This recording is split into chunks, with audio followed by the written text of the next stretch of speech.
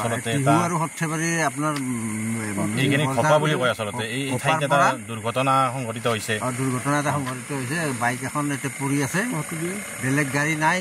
কোনো bullet bike এখন আছে ল'ৰাটো তাৰমানে এতিয়া অচেতন হৈ পৰি আছে কিবা সম্ভেদ পাইছে নেকি আৰক্ষীৰ জন কিন্তু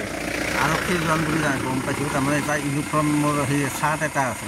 লগত সেই চাৰ্টটোত গম পাওঁ যে আপোনাৰ 24 IRBN এইটো চৰাইমাৰীৰ আপোনাৰ হেডকোৱাৰ্টাৰ আৰু তাৰ নামটো আছিল এই আপোনাৰ কি দীপাংকৰ ৰাজবংশী প্ৰাথমিক অনুসন্ধানত কি গম পালে কিবা প্ৰাথমিক অনুসন্ধান মানে এতিয়া সি এতিয়া ইটো চাইডৰ পৰা নিশ্চয় আহি আছিল এতিয়া